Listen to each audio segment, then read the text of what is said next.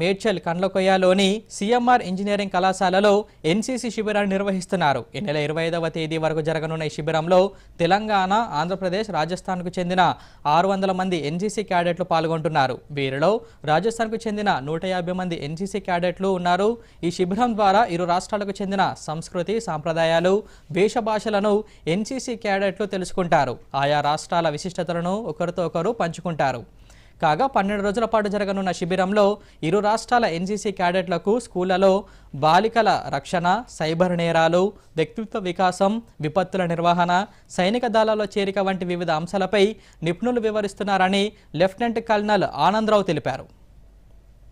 I am the Deputy Camp Commandant of Ek Bharat Shresth Bharat 1 being conducted at CMR College of Engineering from 14th May to 25th May.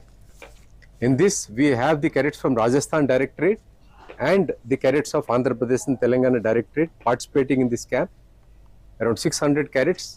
Various activities have been planned during this camp, in which exchange of cultures, exchange of various festivals, songs, dance forms of these both states has been planned.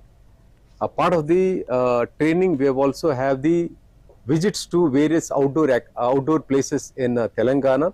Especially, we are planning to send the cadets to the Golconda Fort, followed by visit to the high-tech city and Silparamam, the craft village of Telangana. మేడ్చల్లో EBSB camp 1 జరుగుతుంది. దీని ఉద్దేశం ఏమిటంటే ఇక్కడ different states నుంచి ఇక్కడ అందరు cadets వస్తారు. దానివల్ల వాళ్ళ కల్చరల్ మేము నేర్చుకుంటాం, మా కల్చరల్ వాళ్ళు నేర్చుకుంటారు. దానివల్ల మన ఇండియాలో ఉన్న డిఫరెంట్ కల్చరల్స్ వచ్చేసి మాకు తెలుస్తూ ఉంటాయి. దీనివల్ల ఎన్సీసీ నాకు చాలా బెనిఫిట్ అవుతుంది. నేను 2 ఇయర్స్ నుంచి ఎన్సీసీ చేస్తున్నా. ఇది నా సెకండ్ ఇయర్.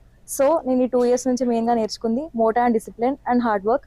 సో నాకు ఈ సెకండ్ ఇయర్లో ఈబీఎస్బీ క్యాంప్ చేసే ఛాన్స్ వచ్చింది. ఈబీఎస్బీ అనేది ఏక్ భారత్ శ్రేష్ఠ భారత్. సో ఇక్కడ మెయిన్గా ఏమవుతుందంటే కల్చర్స్ ఎక్స్చేంజ్ చేసుకుంటాం.